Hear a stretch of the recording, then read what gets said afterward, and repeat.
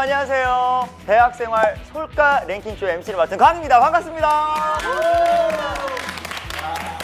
이 술자리 빌런에 이어서 오늘은 두 번째 시간입니다. 자, 오늘도 함께 해준 대학생 친구들 간단히 자기소개 하나씩 해볼까요? 네, 안녕하세요. 18학번 이혜인입니다. 반가워요.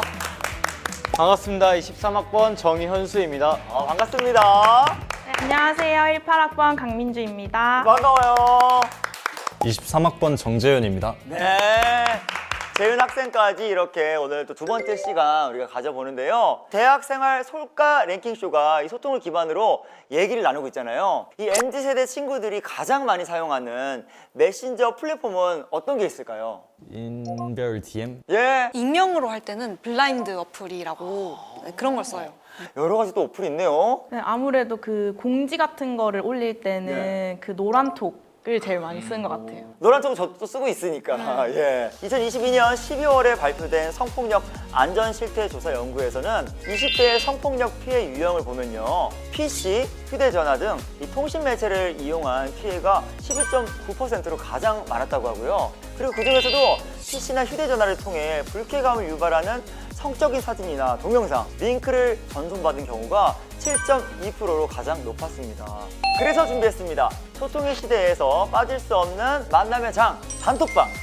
하지만 사람이 많은 곳은 언제나 빌런들이 한 명쯤 존재하기 마련이죠. 오늘의 대학생활 솔까 랭킹쇼 주제는 바로 이것입니다. 학과 수업 변동, 학교 소식도 올라오고 친목도 쌓는 소통의 창구, 단톡방. 하지만 사람이 많은 곳엔 어디나 빌런 한 명쯤은 존재한다. 화기애애하던 단톡방을 순식간에 싸하게 만들었던 단톡방 빌런은 누구?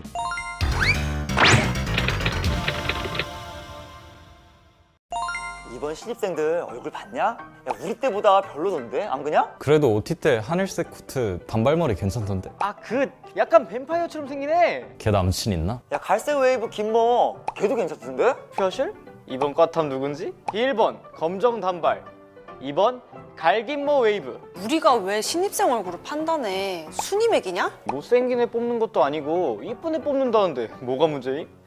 예민보스 쩌네.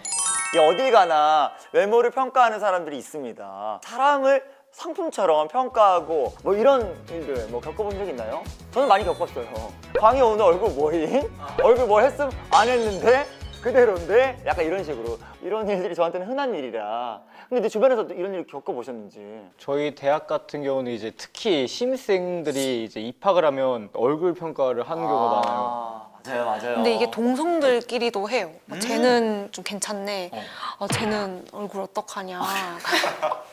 저보고 그러신 거예요?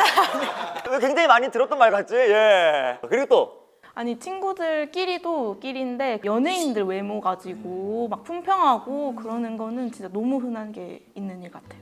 야, 한강이 존잘 아님? 야, 한강이 진짜 대존잘임. 실제로 봤는데 어떤? 돈잘. 둘이 왜 가만히 있어요? 미안합니다. 이렇게 강요하는 것도 안 되는데, 예. 이 누군가 나에게 외모 평가를 한다면 어떤 사이다를 날려줄 건가요? 내가 이쁜데 보태준 거 있어? 약간 니네 입에 오르내리라고 우리 엄마가 이렇게 낳아준 거 아니거든? 어허! 당당하게 오히려 약간 좀 대놓고. 맞아요, 맞아요. 이렇게 또 좋은 예들이 있으니까 이렇게 한번 활용해 보시면 좋을 것 같아요.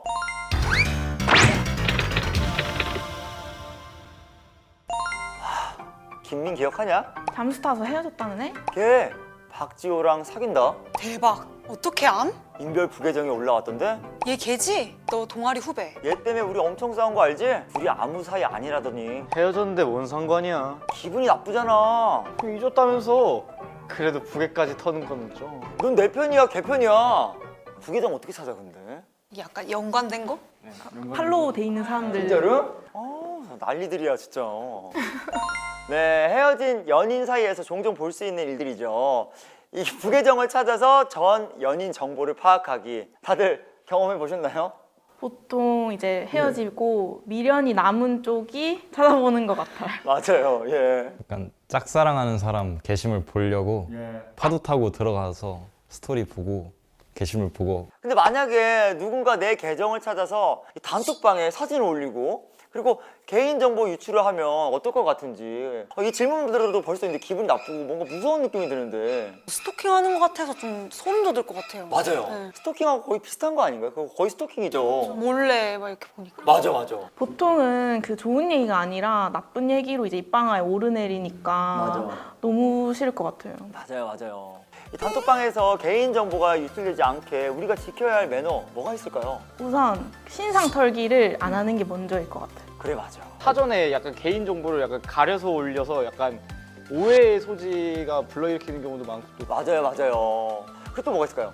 그냥 의도치 않게 다른 사람의 개인정보나 아니면 부계정 이런 걸 봤다고 해도 재확산시키지 않는 게 좋을 것 같아요. 맞아요. 요즘 이것과 관련하여 민감한 사안으로 다루고 있고 이 복잡한 부분일 수 있는데요. 만약 타인의 인적사항을 허락 없이 제3자에게 제공하거나 함부로 누설하게 된다면 5천만 원 이하의 벌금이나 5년 이하의 징역에 처할 수 있으니 꼭 유의하시길 바래요.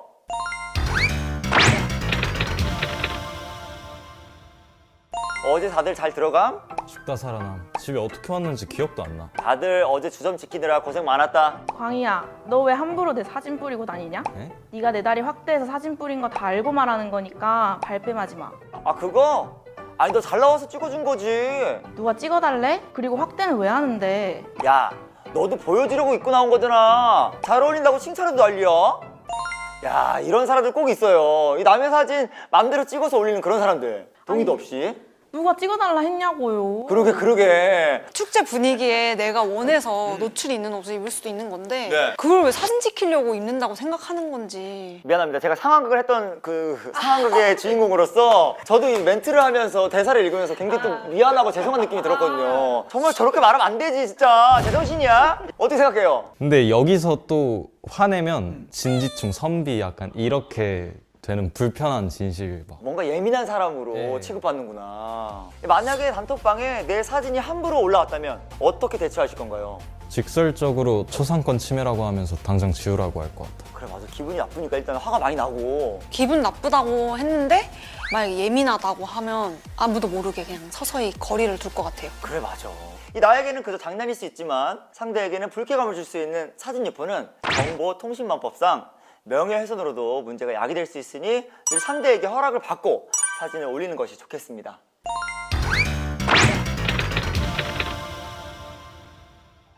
여러분, 죄송하지만 단톡방에 글 하나 적겠습니다. 뭔데? 안녕 지우야. 놀랐지? 너를 처음 본 순간부터 좋아했어. 어떻게 내 마음을 전할까 고민하다가 여기에 내 마음을 적어. 나랑 사귈래? 아, 이제 공지 누가 해주냐. 정말 최악이죠. 많은 사람들 앞에서 고백받는 걸 좋아하는 분도 계시겠지만 이 싫어하는 분들도 분명히 있거든요. 게다가 평소에 이 시그널을 보내지도 않았는데 이렇게 공개 고백을 하면 당사자는 매우 불쾌할 수 있을 거란 말이에요. 대답을 또 어떻게 해야 할지도 모르겠고. 단톡방에서 이 공개 고백을 하는 것 자체가 약간 군중의 눈을 힘에 삼아서 고백하는 거거든요. 맞아요. 이게 상대방의 배려가 진짜 하나도 없는 거라고 생각해요. 맞아. 그리고 만약에 그렇게 해서 CC가 되더라도 비밀 연애를 하고 싶을 수도 있는데 네. 이렇게 냅다 처음부터 알려지면 예? 진짜 좋은 마음으로 시작을 하려고 해도 부담스러워서 좀 망설여질 것 같아요. 맞아. 직구든 친구들은 약간 고백 받아줘라 야 이렇게 막 강요를 막 하고 안 받아줘도 계속 이제 사람들 입에 오르락내리락 맞아. 하니까 공개 고백은 진짜 안 하는 게 좋을 것 같아요 진짜. 그니까 카메라 돌아가는 데서 누구 좋아하냐고 물어보지 좀 마세요.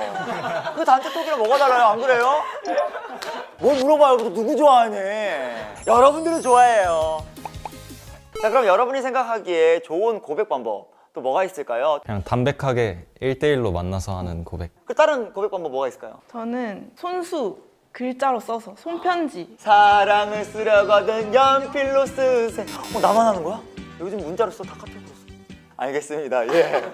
자, 누군가에게 창피함과 수치심을 줄 수 있는 고백은 상대에게도 관계 진전에도 좋은 영향을 끼치지 못할 것 같습니다. 자, 앞으로 고백은 1대1로 단톡방에서 공개 고백은 피해주세요.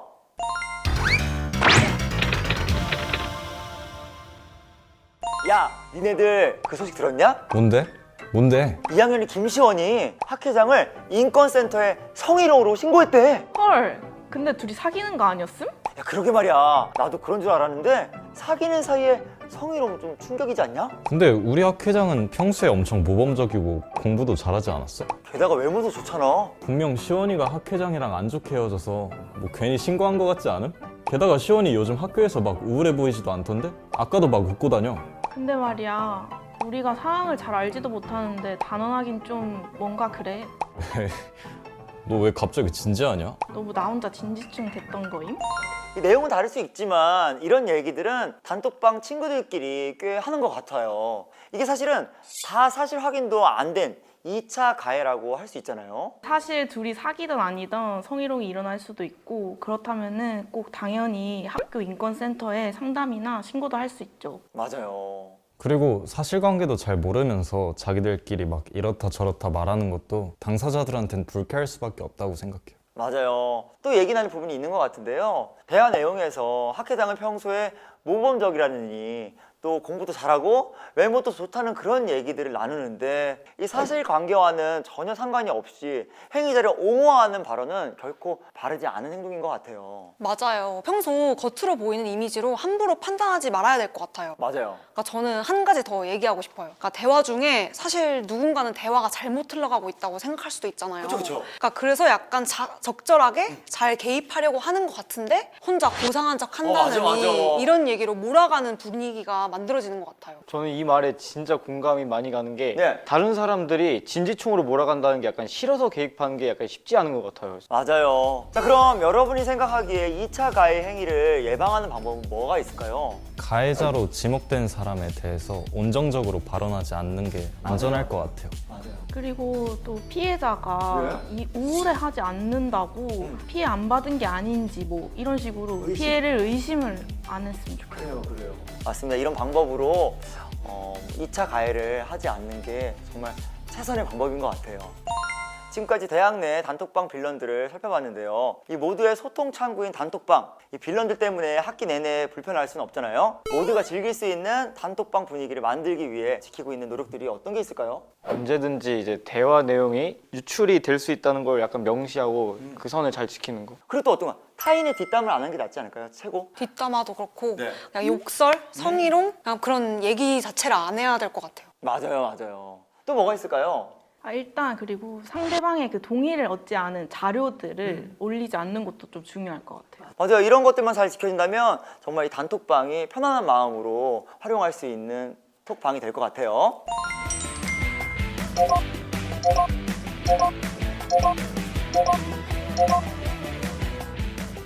자, 오늘 대학 내 단톡방 빌런에 대해서 이야기해봤는데요. 다들 어떠셨나요? 한 번 더 고민하고 말을 하는 게 좋다고 생각을 합니다. 가볍게 보낸 카톡 몇 마디가 다른 사람한테 약간 스트레스를 줄 수도 있다고 생각하니까 네. 조심성이 커진 것 같아요. 맞습니다. 나만 사용하는 게 아니니까, 그렇죠? 또 학과마다 분위기가 다를 수도 있으니까 신입생 OT 때 단톡방 규약을 만드는 것도 좀 좋을 것 같다.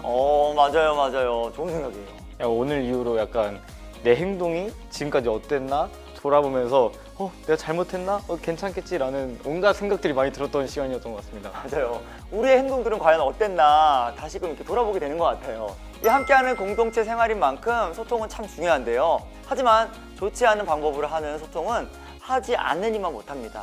여러분은 어떤 소통을 나누고 있으신가요? 모두가 불편하지 않은 단톡방 소통, 행복한 대학 생활을 위해 함께 만들면 좋겠습니다.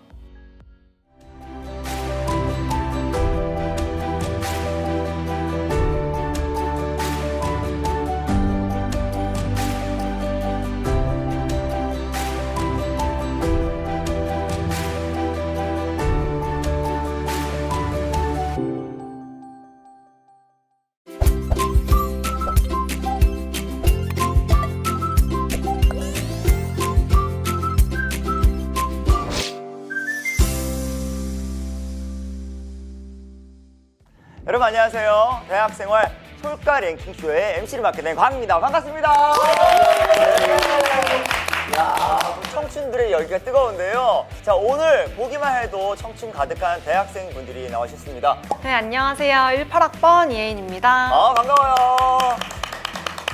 23학번 정재윤입니다. 야, 재윤이 반가워요. 네, 18학번 강민주입니다. 네, 민주씨 반갑습니다. 안녕하세요. 23학번 정현수입니다. 예, 현수 씨까지. 근데 아까 2, 3학번이라고요? 네. 2, 3학번? 그런 학번도 있나 봐. 07학번인데 세상에 삼촌 같은 느낌으로 하고 있는데 예. 자, 본격적인 토크에 앞서 저희 타이틀이 이 대학생활 솔까 랭킹쇼잖아요. 대학생활을 좀 들어보고 싶은데 이 대학생활 하면 또 빠질 수 없는 게 단체 생활이잖아요. 그 중에서도 OT 그리고 MT를 빼먹을 수가 없는데요. 이 기억에 남는 OT와 MT 추억 있으신가요?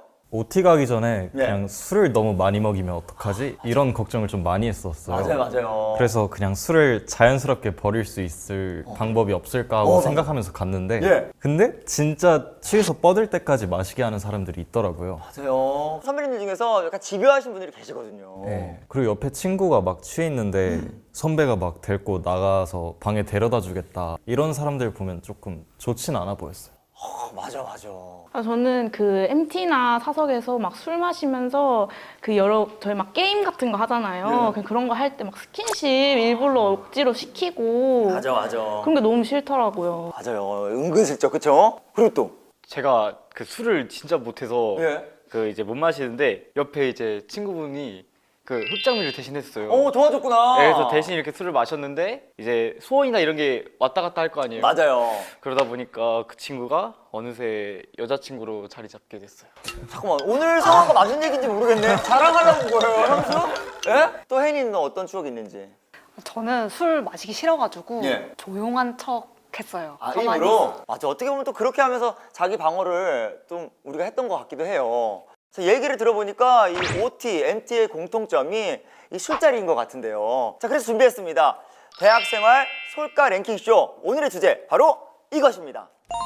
대학생이라면 한 번쯤은 경험했을 대학 내 술자리.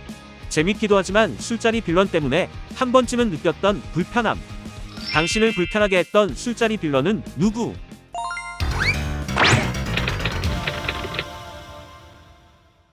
우리 조 이름 뭐로 할까?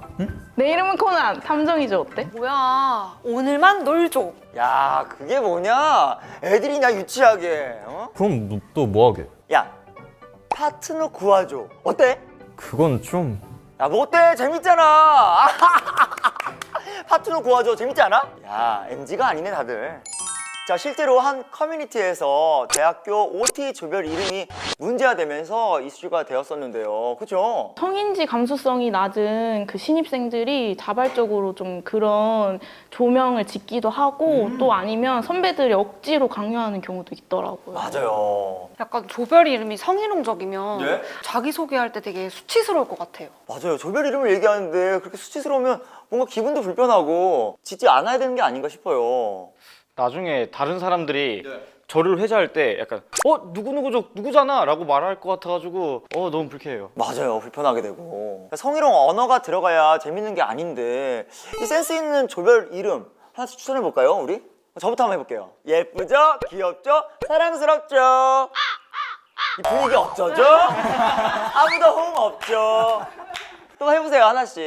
약간 저희는 교수님 이름 넣어가지고 예? 누구누구 교수님? 막 그만하죠. 아, 네, 약간 그런 거? 과제 그만 주세요. 맞아요. 약간 이런 느낌. 약간 재밌게 모두가 공감할 수 있게. 또 뭐가 있을까요?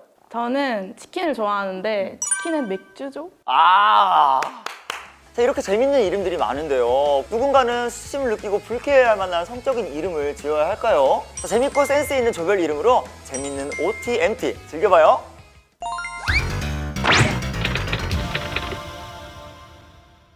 야, 우리 현수 손 진짜 크다. 자식 뿌듯하겠는데? 야, 아, 여기 여자애들도 있는데 아니 알아들으면 어때? 매력 어필인데. 야, 작은 것보다 낫지, 안 그냐? 그만 좀. 현수야, 이제 보니까 코도 진짜 크네? 우리 현수 완전 남자네, 남자야. 안 그래? 응? 야, 진짜 어떻게 크냐, 이렇게? 이 장난식으로 성적 농담을 하는 사람, 이 술자리에 꼭 한 명씩 껴있잖아요. 이 특히 동성 친구들끼리 그런 경우가 더 많은 것 같아요. 솔직히 동성 친구들끼리 있어도 수위가 세면 불편한데 이성 친구가 있는 자리에서도 수위가 센 농담을 하는 경우가 간혹 사람들이 있어요. 맞아요. 근데 어떤 말들이 있었는지 혹시. 예를 들어서 보통 대학교에서는 CC가 있으면 둘이서 뭐 잤냐, 진도 어디까지 나갔냐, 손은 잡았냐 이런 거를 진짜 아무렇지도 않게 그냥 물어보니까 그런 거 대놓고 얘기하는 거예요? 그냥 그런 술자리에서 그런 얘기를 하는 거죠. 대단들하다, 진짜. 그리고 또 뭐가 있을까요? 약간 이런 걸 대놓고 하기보단 약간 심리 테스트를 빙자해가지고 이상성욕이다, 예. 새로운 자극을 추구한다, 이런 걸 은근슬쩍 던지는 사람들이 꽤 있는 것 같아요. 맞아. 이런 분들도 은근히 있어. 뭔가 이렇게 다이렉트로 말하진 않지만 은근하게 그런 얘기를 하는. 자, 성적 농담을 받았을 때 다들 어떻게 대응을 했는지 궁금하고요. 아니 만약에 이런 성적 농담을 받는다면 난 이렇게 대처할 것이다. 뭔가 상상해 본 적 있나요? 저는 그런 사람이랑은 좀 두 번 다시는 술자리를 다시는 같이 하고 싶진 않을 것 같아요. 불편하니까 네. 그렇죠? 약간 일부러 분위기를 띄우려고 무리수를 두다가 성적인 농담을 아무렇지 않게 하는 경우도 있거든요. 맞아. 그게 제일 안타까운 상황이에요. 그렇죠? 분위기는 망하는데 자기만 손해보면서 그렇죠? 그럼 오히려 아무 말도 안 하고 그냥 째려봐요. 맞아. 분위기 세지게. 좀. 오히려? 네. 너 개그 날린 거야? 오. 좀 구리다. 약간 이런 느낌으로 예. 조금 말을 하죠. 그리고 또 저는 대놓고 말할 것 같아요. 뭐라고요? 그런 농담이 재밌냐? 야, 안 해줬으면 좋겠다. 그러니까 왜냐면 그 농담인데 그 뭘 그렇게 예민하게 반응하냐라고 이렇게 받아치는 그 사람들이 몇 명 있어가지고 맞아요. 자 오히려 딱 단도직입적으로 하지 마라고 말할 것 같아요. 뭔가. 네, 맞습니다. 꼭 눈치 없는 애들이 되지도 않는 농담을 하고 그래요. 그럴 땐 이 눈치 없이 성적인 농담을 하는 친구가 있으면 적절하게 끊어주면 좋을 것 같아요.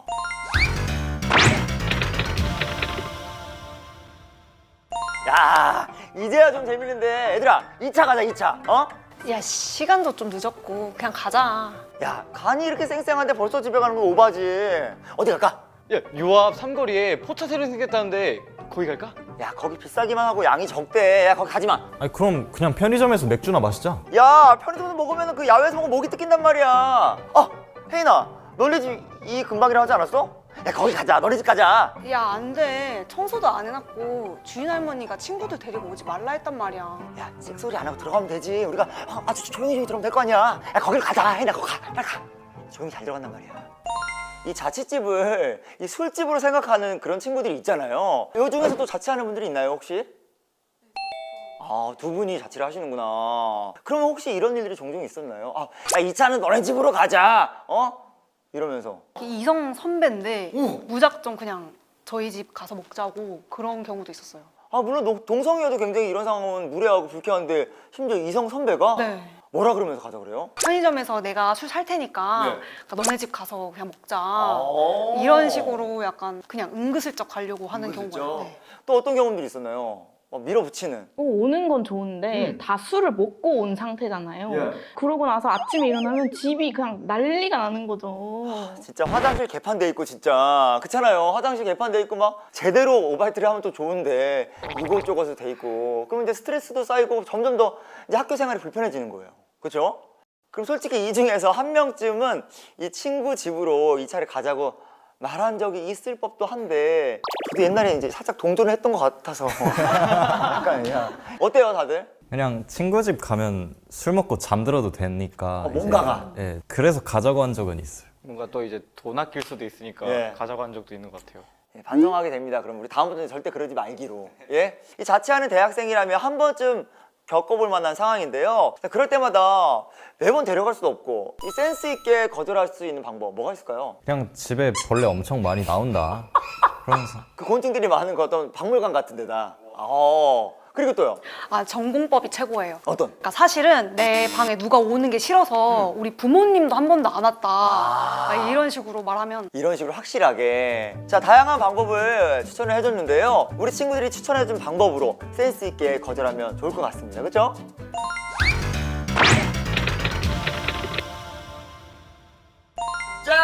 짠! 혜인아, 너 국물 붓겠다. 뭐야? 왜 이렇게 챙겨? 아니 챙기긴 뭘 챙겨. 그냥 뭐 옷에 묻을까 봐 그러는 거지. 야, 가만 보니까 저번에도 너네 둘이 붙어 있었던 거 내가 다 봤거든? 야, 그거야 우연히 앉은 거지. 야, 편드는 거 보소. 그리고 너네 둘 다 사과폰 뭐야? 뭐야, 사과 와치도 있네? 너 또 몰아가지 마라. 여기 사과시계 차고 있는 애들 우리 말고 많이 있거든. 야, 우연히 겹치면 운명이라고 하는 거거든? 둘이 뭐 있네. 야, 그치? 안 그래, 얘들아? 마음대로 해 그냥. 맘대로? 오케이, 그러면 러브샷! 러브샷! 러브샷! 이 술자리에 안 좋은 모습들이 굉장히 많지만 그 중에서도 제 생각에는 이 왕게임이랑 러브샷이 정말 안 좋은 것 같아요. 아, 그리고 이 얘기를 들었는데 요즘 이 러브샷이 10단계까지 있다면서요. 많이 아시던 팔목 크로스를 예. 시작으로 무릎에 앉히고 예. 껴안고 오! 술 마시기. 예. 그 다음은 이제 입에서 입으로. 아니, 잠깐만. 이게 끝이죠? 아니, 다음엔 가슴이랑 안 돼! 이게 무슨 말이야? 민주, 이거 어떻게 된 거야? 이거 맞는 말이에요. 무슨 말이야? 이게 다 이런 얘기들이. 근데 좀 주변에서는 입에서 입까지는 좀 많이 취하면 하는 진짜 경우도 없을 있다고. 것 같은데. 야, 어떡하면 좋아? 어떡하면 좋아? 아니, 근데 이거 다들 뭐 좋아서 하는 건가요, 그러면? 대부분은 좀 어쩔 수 없이 하는 것 같아요. 그 분위기 때문에. 네. 야, 진짜 너무나 경악스러운데 이 러브샷으로 강제추행 판결을 받았던 사건 여러분들 다 아시나요? 자, 2022년 한 대학의 학장이 여직원 몸을 만지고 러브샷을 강요해 해임을 당했는데요. 이 강요에 의한 러브샷도 강제추행죄에 해당된다고 합니다. 이 만약 러브샷을 강요받는 상황이라면 어떻게 대처하면 좋을까요? 그냥 애당초에 러브샷 자체를 금지하고 술을 마시면 좋을 것 같아요. 아, 그래, 맞아. 저는 누가 만약에 시키면 이거는 강제추행죄에 성립될 수 있다고 그냥 바로 그 자리에서 얘기하는 거죠. 그래, 몇 항 몇 조 이런 걸 외워가야 돼. 자, 원치 않는 신체 접촉은 그 누구도 강요할 수 없습니다. 게임에서 졌다고 한들 우리는 누구나 이 원하지 않는 신체 접촉을 거부할 수 있다는 거 꼭 기억하세요.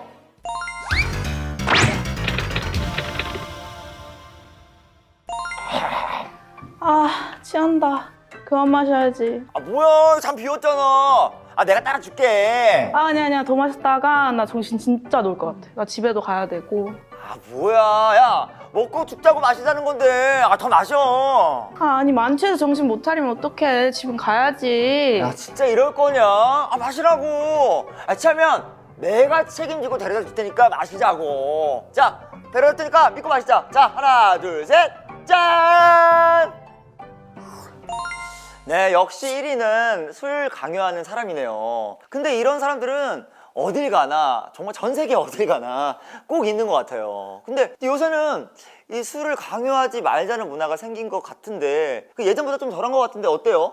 약간 아직은 있는 것 같아요. 맞아, 남아있어요. 술을 마셔야 친해진다는 생각이 드는 사람들도 있었고 맞아. 은근슬쩍 동의하는 사람도 있는 것 같아요. 맞아요. 은근슬쩍 그러면서 강요하시는 분들도 있고. 근데 또 그렇게 강요를 당해가지고 술 마셔서 제 주량보다 넘어서 너무 취하면 이제 필름이 끊기는 경우가 맞아. 생기잖아요. 그러면은 또 이제 다음날 이렇게 또 들려요, 얘기가. 뭐라고? 야, 너 취해가지고 어제 무슨 선배랑 러브샷 했다.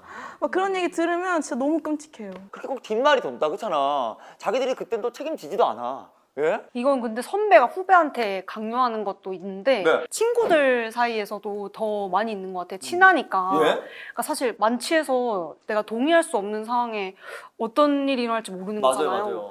그런데도 꼭 취하게 만들려고 하는 사람이 있는 것 같아요. 맞아. 그 뭔가 악의적으로, 뭔가 장난식으로 시작해서 뭔가 끝까지 그렇게 취하게 만들려고 하는 사람이 있어. 그래서 그냥 차라리 자자 그래요. 그냥 서로 술잔 비었는지 신경도 안 쓰고 그냥 제 속도에 맞춰서 그냥 제가 차라리 마시는데 뭐 별 수 있나요? 맞아요, 맞아요. 이 단체 술자리에서 빨리 취하는 이유 중에 하나가 이 속도를 맞추느라 자신의 주량보다도 더 마시게 되는 것도 있거든요. 그럼 이 술자리 강요하는 선배나 친구 어떻게 대응하면 좋을까요? 저는 화장실 다녀올게요 하고 그냥 은근슬쩍 다른 곳 가서 앉고. 불편한 자리 아닌 다른 자리로 네. 조금 착한 선배 옆으로. 네. 그리고 또요.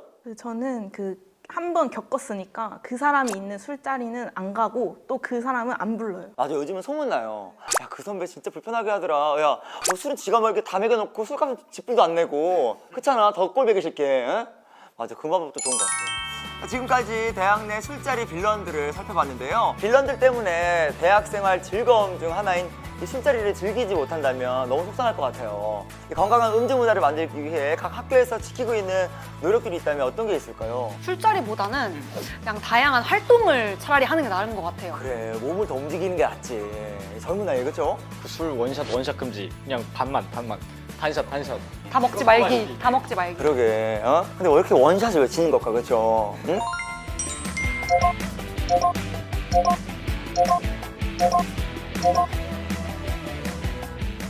자, 오늘 대학 내 술자리 빌런에 대해서 이야기해봤는데요. 다들 어떠셨나요? 그냥 안전하고 좀 건전한 술자리 문화가 형성돼야 더 재밌는 대학생활을 할 수 있다고 생각이 들었어요. 맞아요. 저는 제 자신이 술자리에서 빌런이 아니었는지 한번 돌이켜볼 수 있는 시간이어가지고 좋았던 것 같아요. 사실 우리 모두가 다 이런 이야기 나올 때 본인이 조금씩 생각해봤죠?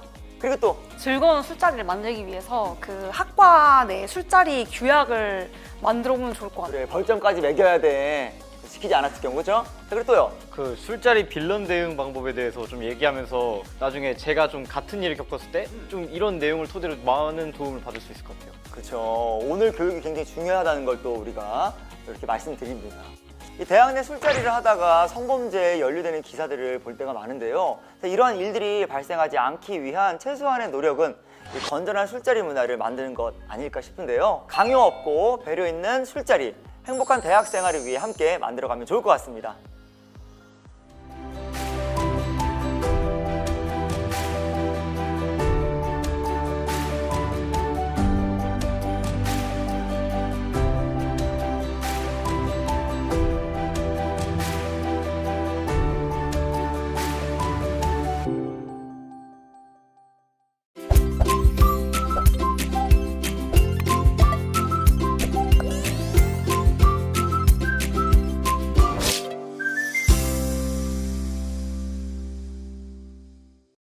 (30대) 남성의 여자친구를 무차별 폭행한 일이 있었다고. 헤어진 연인을 폭행한 뒤에 차량에 납치한 사건도 발생했습니다. 잘못하면 벌을 줄 권한이 있어.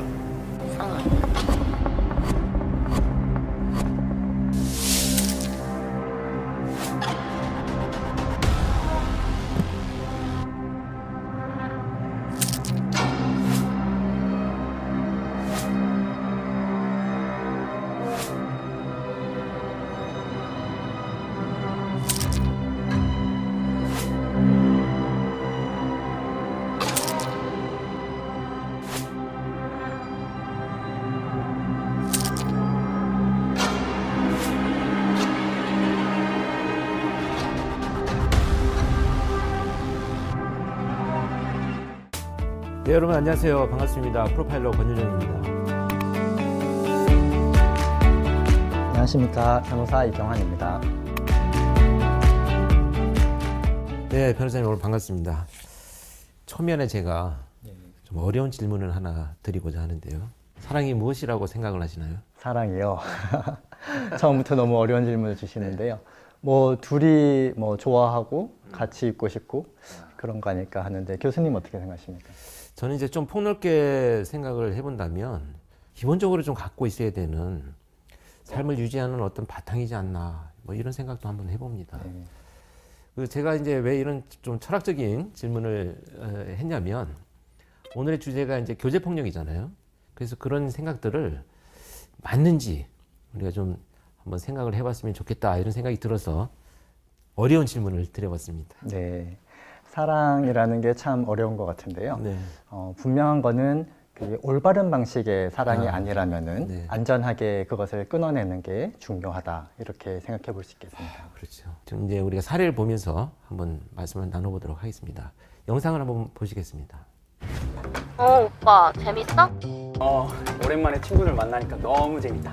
근데 소민이랑 노는 게 훨씬 재밌다. 나는 동환이랑 노는 게 훨씬 재밌다. 그래? 그럼 보러 와. 잠깐 전화 좀 하고. 또? 야, 집 가 그냥. 애들이 통화하래. 내일 봐. 뭘 이해해, 이해하기는. 사실 이 정도까지는 그래도 조금 이해는 되죠. 네, 관점의 차이라고 그렇죠. 볼 수도 있는데요. 아니, 동네에서 옆집 동생 만나는데 거짓말까지 하면서 만나야 돼? 안 그럼 너랑 나 진짜 영원히 못 볼걸? 왜 무슨 냄새야? 오빠 술 마셨어? 사실 나랑 진짜 친한 동네 동생 연아라고 알지? 집 앞 술집에서 진짜 간단하게 한잔 했어. 오빠 술 마시면 나한테 얘기해주기로 했잖아. 심지어 여자랑 둘이. 술 먹으면 허락받아야 되고 친구라도 여자면 절대 안 되고. 오빠 그렇게 연애 계속하면 죽어. 어떻게 보면은 여자분이 굉장히 남자를 사랑하고 네. 로맨티스트 같은 모습을 보인다 이렇게 주변에 인식될 수도 있는데요. 계속 이런 식으로 가게 되면은 교제 폭력이라는 게 주변에 잘 인지가 안 될 수도 있는 것 같습니다. 뭐야 저거? 아이고. 굉장히 심각한 이야. 범죄인데요. 저게 무슨 일이래 저게?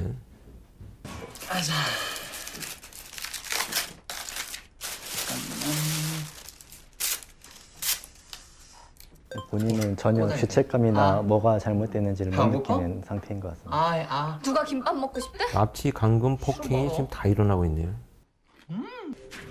야, 나 불안해서 그랬어. 불안해서.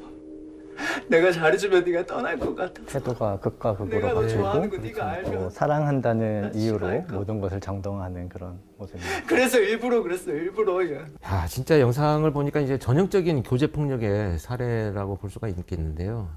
이별한 이후에 전 남자친구가 정말 납치, 감금, 폭행, 그 다음에 상대방이 정말 그 두려움과 공포에 휩싸이게 만들 수밖에 없는 이런 고성을 지르고 위협을 하고 또 뭐 물리적인 것뿐만 아니라 정신적으로도 전방위에 걸쳐서 폭력을 가하고 있는 이런 상황으로 보여집니다. 네, 굉장히 심각한 폭력인데요. 먼저 처음 봤던 영상도 전형적인 교제 폭력의 하나라고 볼 수 있습니다. 네. 연인 간에 뭐 단순하게 생각해서 사랑을 하니까 뭐 이 정도 집착은 할 수 있는 거 아니냐 이렇게 생각을 할 수도 있겠지만 모든 행동을 통제하려고 하고 인간관계를 단절시키려고 하는 것은 결코 올바른 방식이 아닙니다. 저런 종류의 행위가 모두 다 교제 폭력이다. 바로 이렇게 폭력이라고 말을 하는 게 아니라 그렇죠. 저런 행위들이 더 안 좋은 상황으로 더 확대될 수 있기 때문에 그런 부분에 대해서 상담을 받고 주변의 도움을 받는 그런 부분이 필요한 것 같습니다. 연인 사이에서 일어나는 모든 폭력을 사실 지칭을 하고 있기는 합니다. 근데 물리적인 폭력 외에도 이제 폭력적인 행위를 암시하거나 또는 정신적으로 압박을 해서 권력관계의 우위를 차지하기 위해서 언어적인 폭력을 비물리적인 행위까지 이제 다 포함이 된다. 이렇게 지금 정의를 하고 있죠. 연인이라는 이제 친밀한 관계에서 이루어지기 때문에 사실 이제 지속적이고 반복적으로 발생하는 사례가 많은데요. 개인적이고 당사자들 간의 문제다. 이렇게 치부되기 때문에 폭력이 근절되고 예방하기가 어렵지 않나 하는 생각이 듭니다. 현재 이 교제 폭력을 직접적으로 규율하는 법률이 있는 건 아니기 때문에 그렇죠. 개별적으로 살펴볼 필요가 있겠습니다. 뭐 가장 일반적으로 생각할 수 있는 언어적, 물리적 폭력 이런 게 있을 수 있겠는데요. 언어적 폭력은 말 그대로 뭐 욕설을 하거나 상대방을 비하하는 듯한 말을 계속하는 그런 행위가 될 수 있겠고요. 신체적 폭력은 물리적인 폭행을 가하는 행위. 뭐 때리거나 뭐 이런 이제 행위가 대표적이겠지만 상황에 따라서는 뭐 이렇게 깨물거나 뭐 뺨을 때리는 이런 정도의 행위도 충분히 폭력이 될 수 있습니다. 그리고 정신적인 폭력도 포함이 되는데 대표적으로는 가스라이팅 같은 행위가 있겠습니다. 그렇죠. 예를 들면 친구나 지인과 같은 그 관계 속에서 인간관계를 주시하고 의심하는 것 그런 일상에서 일들이 많이 있지 않습니까? 뭐 다른 이성 친구나 후배와 선배들과도 뭐 식사를 하거나 차를 마시거나 하는 경우들이 많이 있는데 그것까지 전부 포괄적으로 그냥 나의 통제 안에 있어야 된다. 이건 정말 위험한 생각이지 않을까 하는 생각이 듭니다. 네, 결국 정도의 문제라고도 볼 수 있겠는데요. 일정한 정도를 넘어서면은 그게 상대방에 대한 폭력이 될 수 있다. 비슷한 예로 경제적인 어떤 부분도 과연 교제 폭력이 될 수 있는가 이렇게 생각하는 분도 있으실 텐데요. 나에게 모든 걸 다 해줘야 된다라는 명분으로 굉장히 여러 가지 경제적인 걸 요구한다든지 이렇게 경제적으로 상대방을 올가매고 많이 요구하는 그런 행위도 교제 폭력이 될 수 있습니다. 야, 그거는 사실 저는 거기까지 생각을 안 해봤는데 경제적인 어떤 그 통제도 굉장히 심각한 이 정신적 지배로 이어질 수가 있다. 맞습니다. 이렇게 봐야 되겠네요. 특히나 이제 성적 교제 폭력에서는 성관계를 강요하거나 또 이 거부하는 것을 두렵게 만드는 이런 상황들을 전개하는 경우들이 많이 있는데요. 네, 맞습니다. 그리고 또 연인 관계에서 일정한 범위의 성적 접촉이나 또는 성관계에 대해서 동의를 하였다고 하더라도 동의하지 않은 변태적인 좀 행위의 성관계 이런 부분들은 동의의 범위를 벗어났다고 할 수 있기 때문에 최초의 성관계에 대해서 동의를 했더라도 그건 동의의 범위를 벗어난 것으로 봐서 성폭력으로 해석될 수 있습니다. 대체적으로 거절을 수용 못하는 성향을 가졌다 이렇게 저는 생각을 합니다. 근데 이게 거절을 수용하지 못하는 성격이 결국 뭐냐면 이 거절이라고 하는 것을 자신에 대한 무시로 받아들이는 아주 왜곡된 감정을 갖고 있는 경우들이 많거든요. 교제폭력의 징후로도 말해볼 수 있겠는데요. 먼저 이제 연락에 집착하는 경우, 이것을 어디까지 정말 나에 대한 관심인가, 이거 구분하기가 사실 쉽지는 않습니다. 부정망상이죠, 소위. 뭐 의처증, 의부증 이렇게 표현되는 이 부정망상인데요. 연인의 외모와 성격을 비난한다. 이게 이제 가스라이팅의 일종인데요. 외모를 꾸미게 되면 다른 이성을 뭐 유혹하거나 유인하려고 그런 거 아니냐. 본인 스스로 오히려 피해자가 그냥 뭔가 잘못하고 있나 이런 생각이 빠지게 만드는.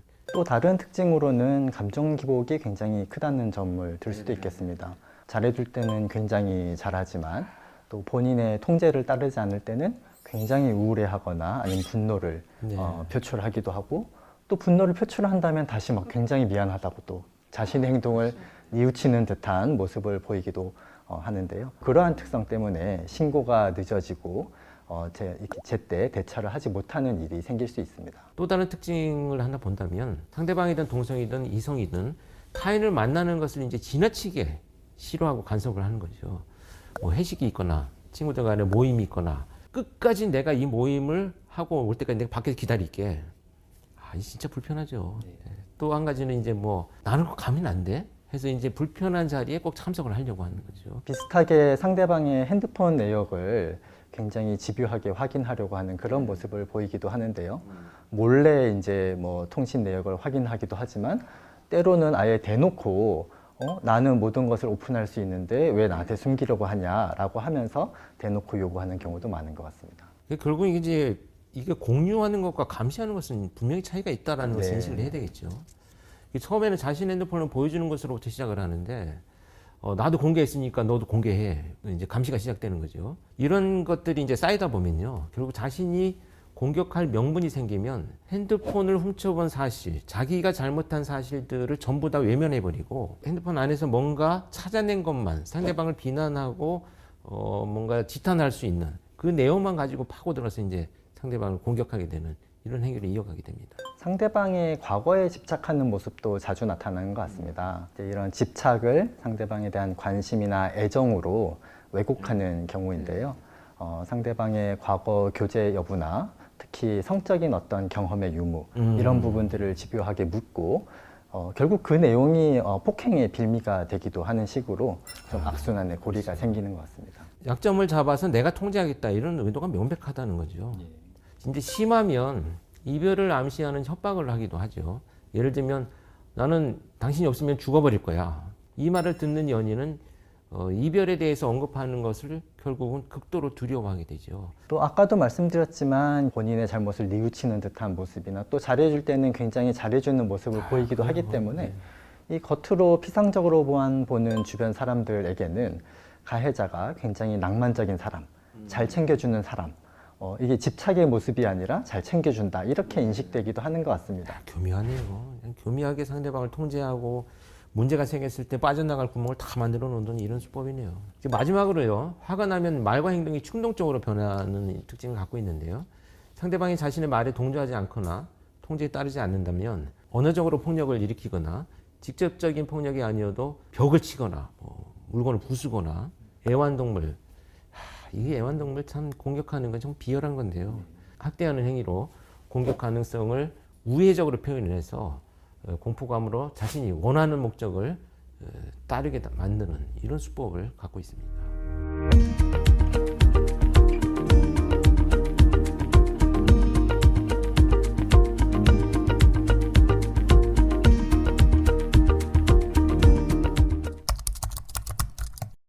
자, 이제 변호사님, 이제 교제폭력은 스토킹과는 달리 교제폭력과 관련된 법률이 지금 없지요, 우리나라에는? 네, 아까도 말씀드렸듯이 교제폭력을 단일하게 규율하는 법률은 아직까지 마련되지 않았습니다. 그래서 개별 행위마다 형법이나 성폭력 처벌법 아니면은 경범죄 처벌법과 같은 개별 법률을 그때그때 확인해서 적용하는 그렇게 적용이 이루어지고 있습니다. 교제폭력에 대한 처벌법도 하루빨리 제정이 되어야 되겠습니다. 실제로는 어떻게 교제폭력이 판결을 받는지 궁금해하는 학생들이 많을 것 같아요. 이별 후 교제폭력의 판례가 뭐가 있을까요? 이 사안의 피고인은 피해자의 전 남자친구인데 네. 관계를 정리한 이후에도 계속적으로 전화를 해서 만나자고 집요하게 연락을 계속했습니다. 결국 둘은 다시 만나게 되었는데요.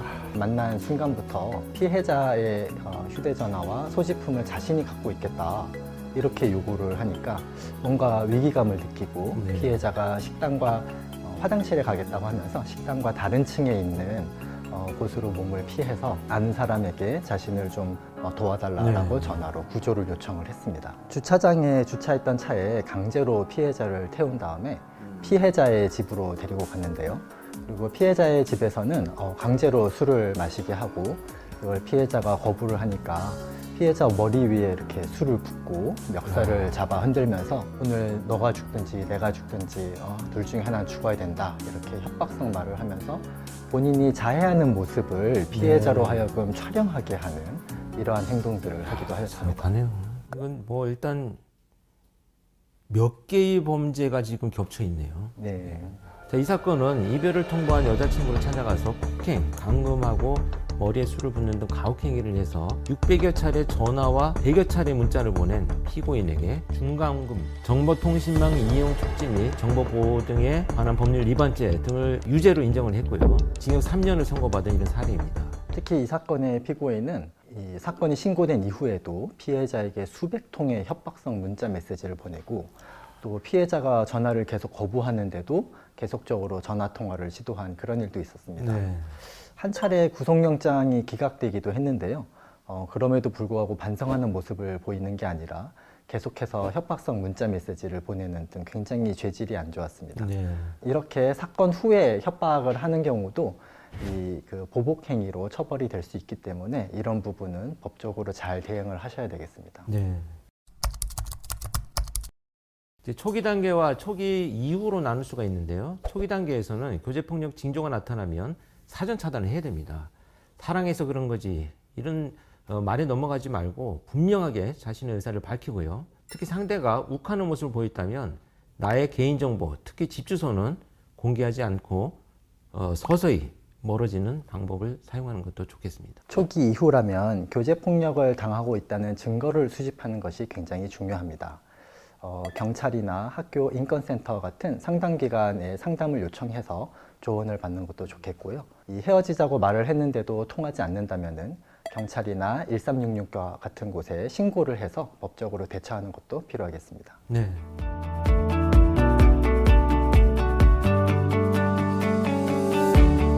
친밀한 관계도 범죄는 분명한 범죄입니다. 반복되는 사과, 반복되는 폭력, 교제폭력을 의심하세요. 동등한 관계에서 사랑하시길 바랍니다. 폭력이 수반되는 순간 그것은 사랑이 아닌 범죄라는 것을 꼭 기억하세요.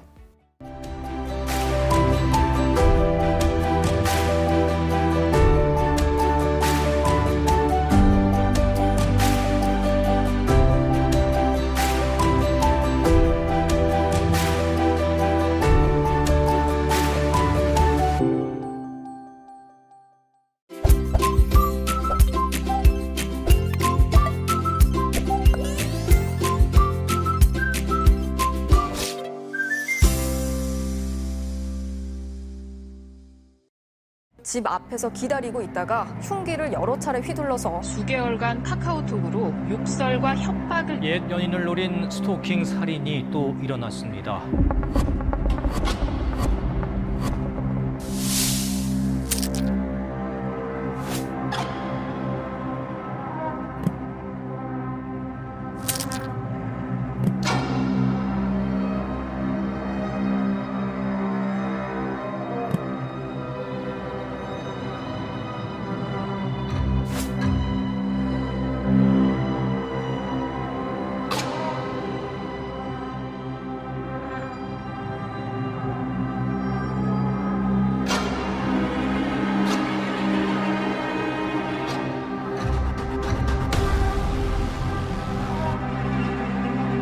네, 여러분 안녕하십니까. 프로파일러 권윤영입니다. 반갑습니다.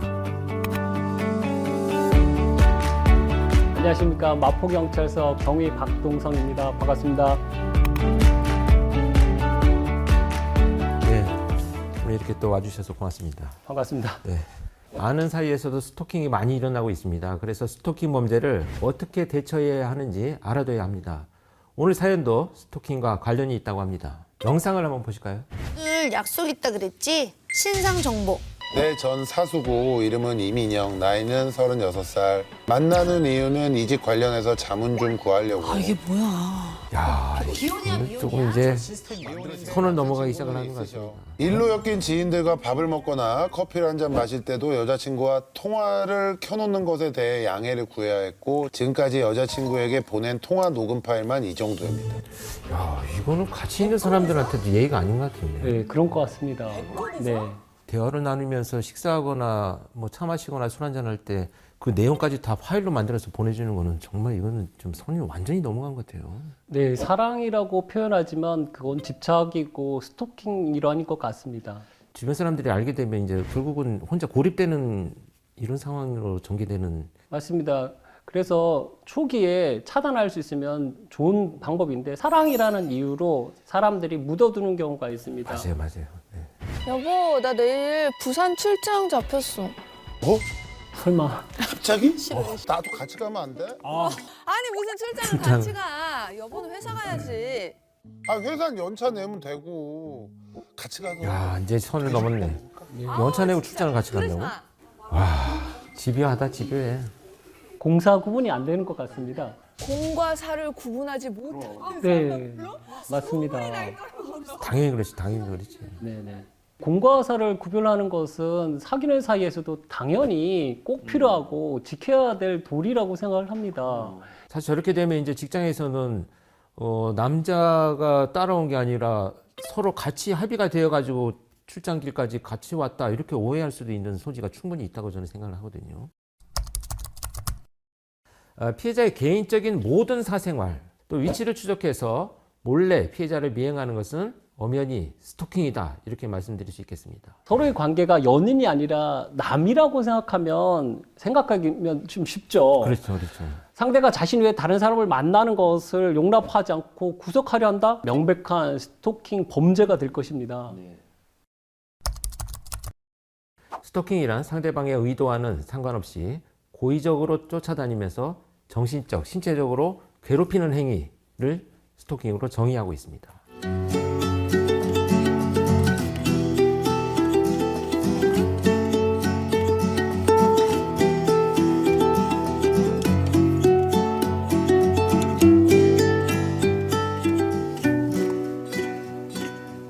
예전에는 부재중 전화를 처벌할 수 없었다면 이제는 상대방 등에게 나타날 때도 즉 부재중 전화도 처벌하게 되었습니다.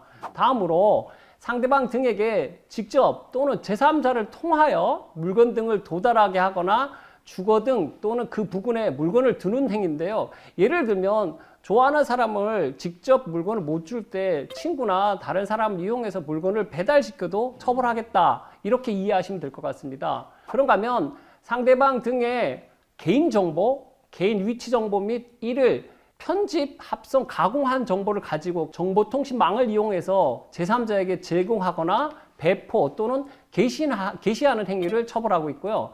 또한 정보통신망을 통하여 상대방의 이름, 명칭, 사진, 영상 또는 신분에 관한 정보를 이용하여 자신이 상대방인 것처럼 가장하는 것까지 이제는 스토킹 행위로 처벌하고 있습니다.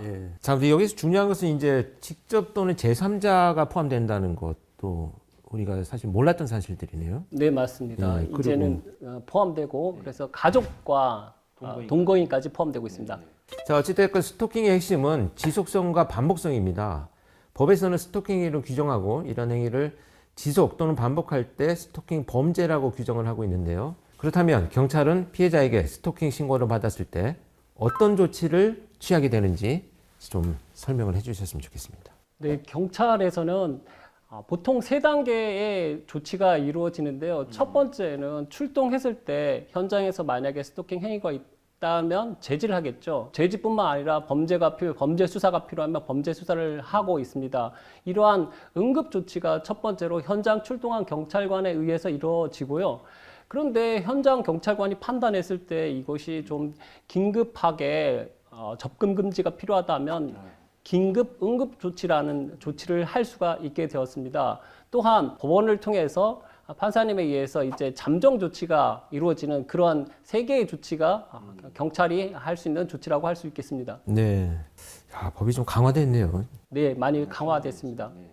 자, 조치에 따라서 처벌도 달라집니까? 네, 벌칙 조항은 크게 이제 법원에서 나오는 잠정 조치와 그다음에 경찰에서 조치했던 긴급 응급 조치에 대한 벌금과 징역형이 좀 다르게 나와 있습니다. 과태료가 아닌 긴급 응급 조치에 의해서 벌금형이 되기 때문에 전과 기록이 남는 그런 특징으로 강하게 개정되었다고 할 수 있겠습니다. 자, 2018년 6월 1일 112 신고 시스템에 스토킹 범죄 코드가 신설된 이래 매년 신고 건수가 증가하고 있는데 하루 평균 80건의 스토킹 범죄가 발생하고 있는 셈입니다. 경위님도 스토킹 범죄 많이 출동을 하시나요? 네. 최근에 들어서도 동성 간에 이루어질 때는 우리가 이게 스토킹이 아니다고 생각하는 경우가 있어요. 제가 신고 접수했던 건도 남자 대학생을 스토킹한 사례였습니다. 이렇듯 우리가 성별에 구별할 것이 아니라 사람이면 누구나 다 스토킹 할 수 있다. 네, 이렇게 네. 이해하면 좋을 것 같습니다. 네. 자, 스토킹 범죄는 다양한 형태와 특성을 띠고 있습니다. 발생하는 원인이 굉장히 광범위하고요. 먼저 과대망상, 또 경계선 성격 인격장애, 반사회성 인격장애와 같이 스토킹 행위자의 개인 심리적 특성이나 정신병리적 특성에 기인하는 경우들이 많이 있습니다. 스토커들의 공통된 특징이 있을까요? 우리가 정신병리적인 이유만으로 스토킹이 일어나는 건 아니기 때문에 일반화할 수는 없습니다. 중요한 것이 뭐냐면 몇 가지 징후나 특징들이 있는데요. 먼저 상대방의 말을 일방적으로 무시하는 겁니다. 그런 무시를 통해서 소통이 아니라 일반적인 통보를 하는 형식의 이런 상호작용을 하게 되죠. 두 번째는 상대방과 입장 차이가 났을 때 자신의 의사가 받아들여지지 않고 반영되지 않는다라고 생각을 하면 폭력으로 이어지고 발전한다, 이렇게 볼 수가 있겠습니다. 범죄 심리는 어떤 것이 있을까요? 사실 이 범죄에 대해서는 우리가 좀 두 가지 제가 말씀드리고 싶은 건, 첫 번째는 그동안에 스토킹이라는 게 정의되지 않았습니다, 사회에서. 그래서 스토킹 범죄자들에 대한 연구가 사실 많지는 않아요. 그런데 지금까지 드러난 연구들의 결과를 보면 비정상적인 이런 애정 욕구와 그것을 해소하기 위해서 보통 모든 상황을 자기가 다 통제하려고 하는 이런 불안 속에서 일어나는 경우들이 스토킹 범죄에서 가장 많이 나타나고 있습니다. 연락이 계속해서 누군가로부터 온다면 어떻게 대응을 하는 게 좋을까? 네, 보통 피해자들이 그만하세요, 그만해, 이런 식으로 단절을 선언할 경우에 이 단절 선언을 받은 상대방은 거기에서 분노하거나 폭발하는 것 같습니다. 그러니까 대응을 안 하는 게 좋겠죠. 이제는 스토킹 범죄에 대해서 경찰이 강력하게 처벌할 뿐만 아니라 벌금형, 징역형이 구형되고 있기 때문에 경찰에 신고하는 것이 좋습니다. 네, 스토킹 범죄는요, 1999년 처음 이 법안이 발의된 이후에 20년이 넘도록 국회 문턱을 넘지 못하고 있다가 2021년 3월에 마침내 국회를 통과해서 2021년 10월 21일 시행이 됐습니다. 법정형은 3년 이하의 징역 또는 3천만 원 이하의 벌금으로 처벌됩니다. 또 만일 흉기나 위험한 물건을 휴대해서 스토킹 범죄를 하게 된다면 5년 이하의 징역 또는 5천만 원 이하의 벌금으로 처벌을 하고 있고요. 스토커에게 재범 위험성이 인정이 되면 치료 프로그램 이수 명령, 사회봉사, 보호관찰 등 보안 처분도 수반이 된다는 것을 명심히 하셔야 됩니다. 최근 스토킹 범죄와 관련된 법이 개정되었는데요. 가장 우선적으로 저는 이 반의사 불벌죄가 폐지된 것을 들고 싶습니다. 그 반의사 불벌죄 때문에 사실 합의를 빌미로 가해자들이 다시 찾아오는 경우가 흔한 경우였습니다. 네. 법원에서 선고가 되기 전에 전자발찌를 채울 수도 있고, 만약 이 전자장치를 분리하거나 훼손하는 경우에도 3년 이하의 징역 또는 3천만 원 이하의 벌금에 처해지는 아주 중대한 범죄로 규정하고 있습니다. 야, 이게 법원의 선고 전에 전자발찌를 채울 수 있다는 거네요. 긴급 응급조치 보호 대상을 스토킹 피해자의 동거인 또는 가족까지 넓혀서 피해자를 보호하는 제도적 장치도 강화가 됐고요. 개정안에는 정보통신망을 이용해서 음성, 문자, 사진, 영상, 메시지를 전송하는 행위 일체를 스토킹 범죄 유형으로 규정하는 내용도 포함이 되어 있습니다. 네, 또 하나 바뀐 게 있는데요. 바로 이제 온라인 스토킹과 관련된 부분이 바뀌었습니다. 상대방의 개인정보라든가 위치정보를 제3자에게 제공, 배포, 게시하는 것을 처벌하게 되었고요. 또 신분정보를 도용해서 그 사람을 사칭하는 것도 이제는 온라인 스토킹으로 처벌하겠다. 네, 지금까지 스토킹의 개념 또는 스토킹의 어떤 특징, 또 개정된 법률에 대해서 알아봤는데요. 실제 판결에서는 어떻게 일어나고 있는지 궁금해하는 학생들이 많을 것 같습니다. 그래서 최근 대학생들 사이에서 일어났던 스토킹과 관련된 판례 2건을 알려드리도록 하겠습니다. 가해자는 피해자 22살인 여성과 교제를 하였고요. 피해자에게서 더 이상 연락하지 않았으면 좋겠다 이런 의사표시를 듣고 헤어졌습니다. 그런데 그 후에 피해자가 자신을 차단했다는 사실을 알게 되자 약 한 달 반 동안 인스타그램 메시지로 피해자에게 여기서 죽을게 이런 메시지를 90회나 전송을 하고요. 인스타그램 음성통화 시도를 4회에 걸쳐서 했습니다. 또한 가해자는 피해자 주거지를 찾아가서 건물 1층 공용 현관문 비밀번호를 누르고 2층 공용 복도로 가서 현관문 도로 비밀번호를 10분 동안 눌러대고요. 이로 인해서 피해자에게 지속적으로 불안감과 공포심을 일으키게 하는 행동을 하였습니다. 이 사건으로 가해자는 피해자에게 스토킹 범죄의 처벌 등에 관한 법률 제18조 제1항 스토킹 범죄 및 형법 제319조 제1항 주거 침입의 행위에 대해서 재판을 받게 되면서 징역 4월에 집행유예 1년 40시간의 스토킹 재범 예방 강의 수강 명령을 받게 되었는데요. 안전한 이별이 정말 중요한 것 같습니다. 자, 스토킹은 아는 사이에서도 일어날 수 있습니다. 신당역 스토킹 살인 사건, 김태현 스토킹 살인 사건도 모두 아는 사이에서 벌어진 범죄인데요. 연락과 만남을 거절했음에도 지속적으로 연락이 오고 찾아온다면 스토킹으로 반드시 신고를 하셔야 합니다. 자, 그럼 이제 다음 판례도 한번 소개를 해주셨으면 좋겠습니다. 네, 이번 판례는 경기 땡땡시에 있는 모 PC방에서 손님으로 들어간 피고인이 이 PC방의 종업원으로 근무하고 있는 21살 여직원 이모 씨를 보는 순간 호감을 느꼈고 그때부터 피해자를 지켜보거나 주거지에서 배회하는 행위를 했는데요. 피고인은 2022년 1월 하순경부터 같은 해 2월 16일 23시 20분경까지 근무를 마치고 퇴근하는 피해자를 보기 위해 건물 입구에서 기다리고 서 있었던 것입니다. 그런가 하면 다음날 22시 54분경 피해자 뒤를 따라가서 피해자 주거지 인근을 배회하며 피해자를 지켜보았습니다. 그때까지 1개월간 여러 차례에 걸쳐 피해자의 근무지, 주거지 등을 배회하면서 피해자를 지켜보고 피해자의 주거지 공동현관까지 침입하는 행위를 한 것입니다. 피고인의 이러한 행위로 인하여 피해자는 상당한 두려움과 함께 불안감을 떨었다고 합니다. 피해자의 주거지를 배회하면서 지켜보는 전형적인 스토킹 행위이므로 벌금형 처벌이 아니라 실형 처분을 받은 이런 사례입니다. 네, 맞습니다.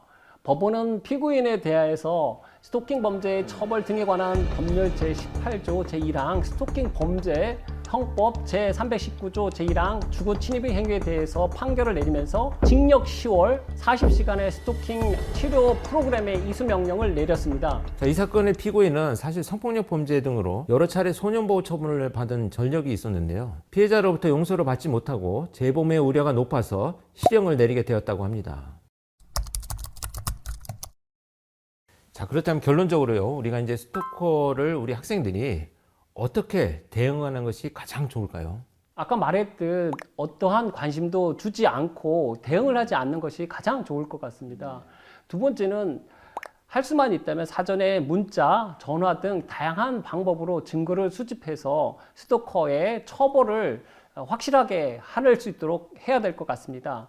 세 번째로는 불안감을 느낄 때 즉시 경찰에 신변 보호를 요청해야 합니다.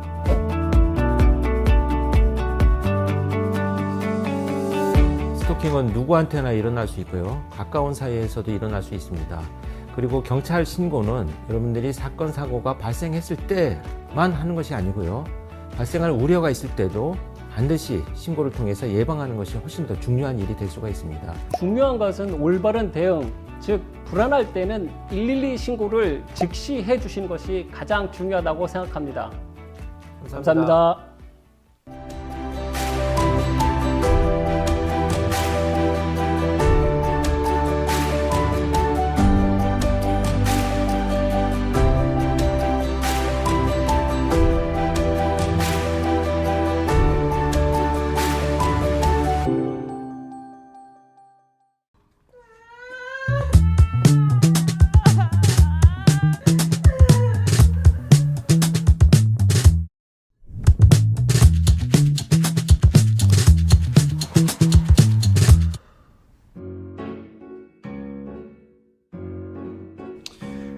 그러니까 너는 2주 전에 남자친구랑 헤어졌고 너는 한 달 전. 한 달 전에 여자친구랑 헤어졌다는 거지? 얼마나 만난 건데? 6개월? 너는? 600일 마이너스 9일 591일.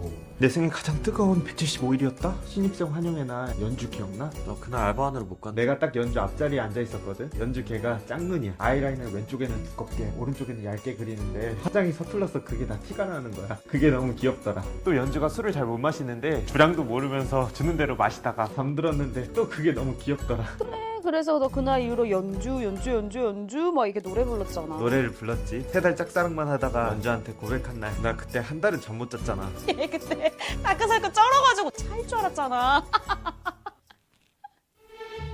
얘들아, 상철 오빠가 이제 내 카톡을 안 봐. 헤어졌으니 상철 오빠 별명이 뭔 줄 알아? 5분 대기죠. 나랑 사귈 때 내가 연락하면 무조건 5분 안에 답장 오는 사람이었거든. 그때 사귈 때고 지금 너네 헤어져. 아니 지난주까지 일은 사라졌었거든. 지금 내 카톡 읽지도 않는다고. 이거 봐봐. 자니? 잔 거야? 카톡 왜 안 봐? 읽기라도 해줘. 신동아, 네가 뭔데 내 연락을 씹어? 내 연락 받아 이제. 너 차단한 거 아니야? 뭐? 차단? 너네 헤어졌다며. 나쁜 놈아, 어떻게 나를 차단해? 너 뭐하냐? 연주한테 전화하게. 뭐? 목소리라도 들어야겠어. 아우 술 마셨잖아. 네. 한 통만. 내놔. 제발. 너 그거 내 폰이야. 절도죄로 신고할 거야. 뭘로? 폰 좀 빌려줄래? 오빠.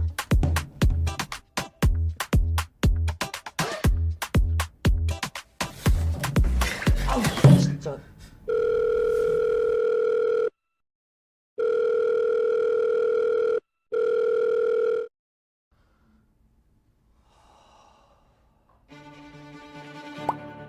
(52통) 그러니까 한 통만. 52통이나 53통이나. 야 52통 안 받느냐고. 53통은 받겠냐? 너 스토커로 고소당하기 전에 번호 지워. 이런 사이에 무슨 스토커. 스토커야. 스토킹 범죄 제일 많은 게 헤어지네. 너 그 중에 한 명 될래? 김서희 지금 여자랑 있는 거 맞아? 너 인스타는 차단 안 당했냐? 부계정 봤지? 제발 한 번만 봐봐봐. 김서희 지금 여자랑 있냐고 없냐고. 문제가 있나? 나랑 헤어진 지 얼마나 됐다고? 그러니까 너네 헤어졌잖아. 이거 어디야? 낙지볶음?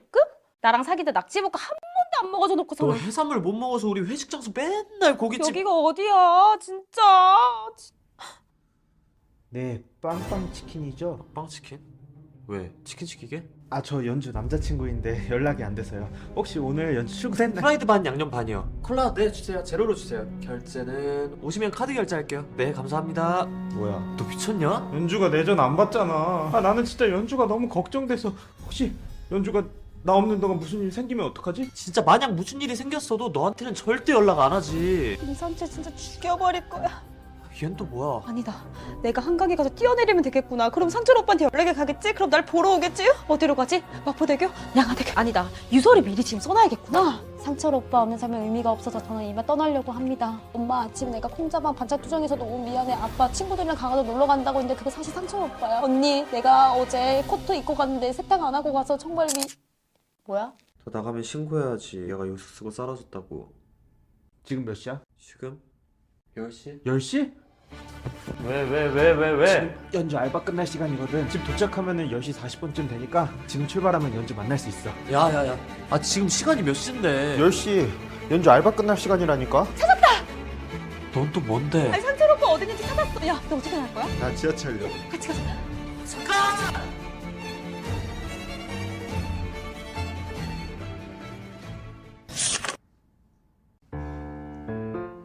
너네가 하고 싶은 게 뭔데? 가서 무릎 꿇고 사과하고 다시. 나는 제외의 키스. 손 좀 줘봐. 왜? 너라면 이런 애 맞나? 좀 거친가? 좀? 야, 이 미친놈이 네가 뭔데 내 연락을 씹어. 야, 이거 육성으로 들으니까 거칠긴 하네. 그치? 그 다음 다시 너. 받아. 여보세요? 아, 보험이요? 필요 없어요. 새 스마트폰 필요 없어요. 설문조사 안 합니다. 대출 안 해요. 경찰 아니시잖아요. 자, 여기서 퀴즈. 다음 중 더 받기 싫은 것은 1. 범 광고, 2. 대출 광고, 3. 설문조사, 4. 전남친 전화. 정답! 4. 전남친 전화! 딩동댕동 정답입니다. 그 다음 다시 너. 죽여버리겠다, 살인죄. 죽어버리겠다, 자살 협박. 죽을 만큼 사랑하긴 해. 그 뜻 아니야. 너네 여기서 안 멈추면 어떻게 되는 줄 알아?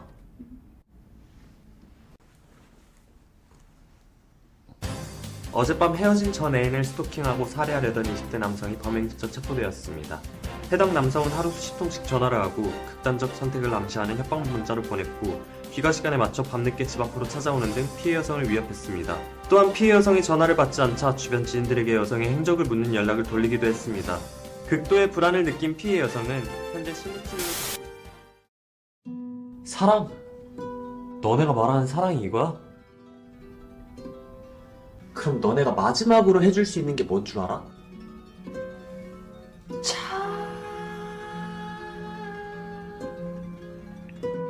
사라져 주는 거야.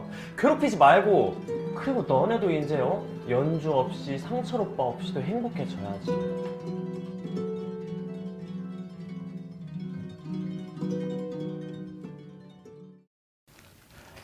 이제 사랑해도 사랑해선 안 되고 보고파도 만나선 안 되고 술에 취해 흩어지지 않게 술도 마시지 말고 행여 우리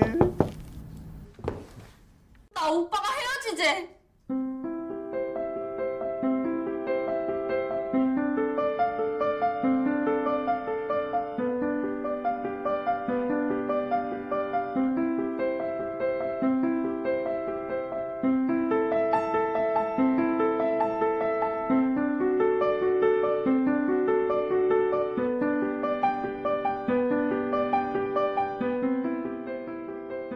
이별할 때 제일 안타까운 게 두 사람 사이에 굉장히 개인적인 일이잖아요. 이 구구절절한 사연과 내용들을 아무도 몰라요. 예술치료사로 일한 지 20년 정도 됐고요. 이별을 겪은 사람을 위한 심리 문제 솔루션, 해결 솔루션을 운영 중에 있고요.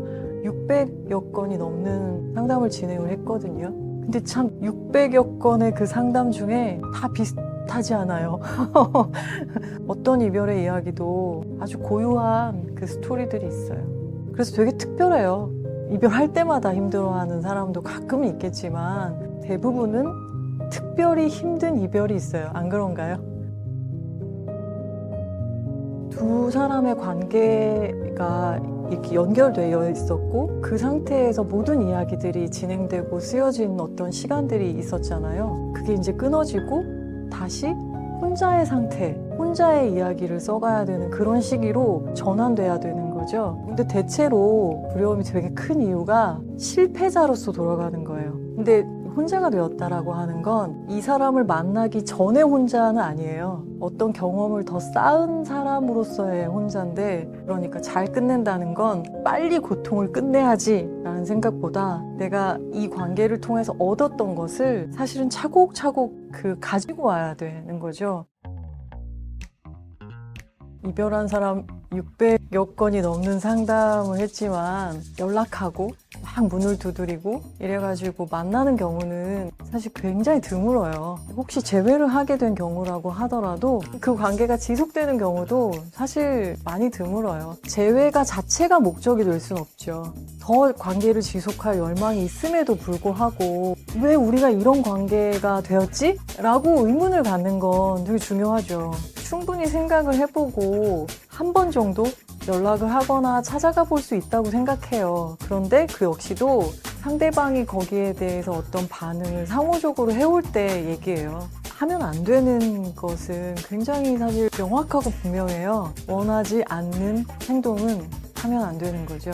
그런데 여기서 상대방이 원하지 않는 행동이라고 하는 것은 분명한 언어적 표현이 있을 때만을 말하진 않아요. 아무 반응도 하지 않음과 같은 비언어적인 표현들도 굉장히 많죠. 더 이상 이 관계를 원치 않아 라고 하는 메시지들을 주고 있는데 관계를 지속하기를 요청하거나 요구하는 어떤 행위들은 심해지면 범죄적인 일들이 되겠지만 그 전 단계라도 상대방의 거부 의사가 있을 때는 사실 어떤 행동도 하면 안 되죠.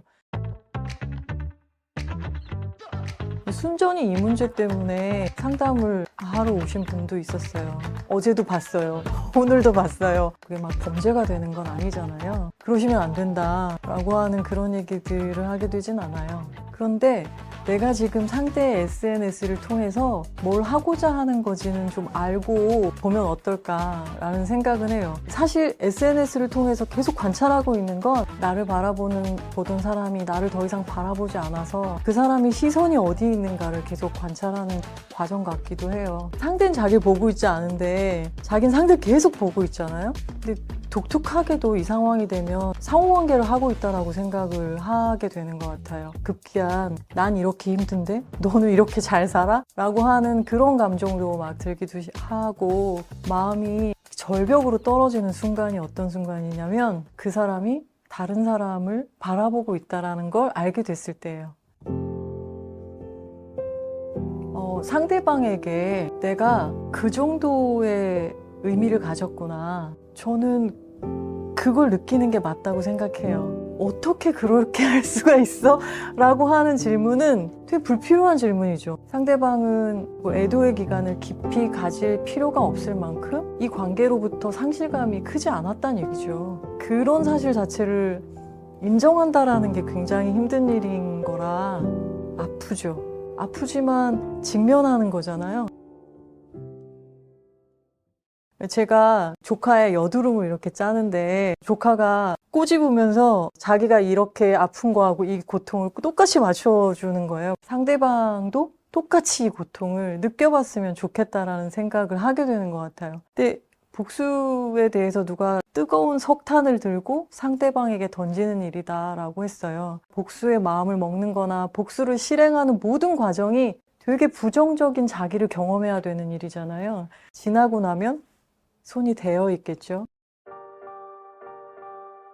죽고 싶다, 죽겠다, 못 살겠다 라고 하는 말들로 전하려고 하는 그 메시지 자체가 죄책감이에요. 연애에 있어서 이렇게 죽겠다라고 하는 경우는 거의가 협박성이에요. 실제로 그게 자살로 이어질 정도의 그런 걸로 가는 경우가 많진 않아요. 근데 정말로 그렇게 자해나 자살로 갔다면 그건 이 연애 때문이 아니에요. 그 사람을 살릴 수 있는 건 본인이 아니에요. 자신으로 채워질 수 있는 일 같으면 그렇게 흔들리지도 않죠. 나의 소유물처럼 생각하고 상대방을 계속적으로 컨트롤하려고 하는 그런 마음을 갖게 되는 데는 과대한 자기라고도 볼 수 있어요, 한쪽은. 근데 하나는 되게 위축된 자기라고도 볼 수 있는 거죠. 그 어린아이가 엄마를 붙잡는 것처럼 자기 스스로 자기의 삶을 꾸려나갈 그런 힘을 되게 없다고 생각하는 상황인 거죠. 대부분의 애도는 전적으로 자기 혼자의 몫이에요. 상대방에게 요청할 수 있는 몫이 아닌 것 같아요. 제가 상담을 이제 한 분이 다른 사람과 이별을 해서 또 상담을 받으러 올 때가 있어요. 근데 그때 제가 축하해요. 또 누군가를 만나볼래. 마음 먹을 수 있었다는 게 좋은 일이라고 생각이 드는 거예요. 그 이별을 하게 되면 굉장히 많은 감정의 어떤 소용돌이에 휘말리게 되는데 자책도 하게 되고 후회도 하게 되고 원망했다가 슬퍼했다가 수치심도 느꼈다가 분노했다가 힘든 것, 고통스러운 것 너무 당연하다고 생각해요. 아픔을 비켜갈 수 있는 방법은 없어요. 완전히 관통하고 지나간다라고 사실은 그렇게 생각하고 있어야 해요. 자기가 가지고 있었던 열망의 크기만큼 시간이 필요해요. 에이리 프롬이 그런 얘기를 했어요. 사랑은 능력이고 자기 거라고 했어요. 우리는 기본적으로 자기 자신을 가장 사랑해요. 그런데 이런 마음을 타인에게도 먹을 수 있다는 것 자체는 성숙한 마음의 상태라고 말씀드리고 싶은데요. 와, 내가 누구를 이런 마음으로 사랑했어. 아, 이런 열망을 가진 건 슬픈 일이야 라고 보단 이건 되게 대견한 일이죠. 대견한 일. 누군가를 사랑해 본 경험들이 많아질 거잖아요. 더 괜찮은 상태가 될 거고 더 근육이 늘어날 거고 그렇게 성장했으므로 거기에 맞는 더 괜찮은 사람을 만나고 더 괜찮은 사랑을 할 수 있게 되는 게 맞거든요. 그래서 많이 연애하고 또 이별도 경험하고 그랬으면 좋겠다라는 생각이 들고 이별이 안전하다라고 생각했으면 좋겠어요.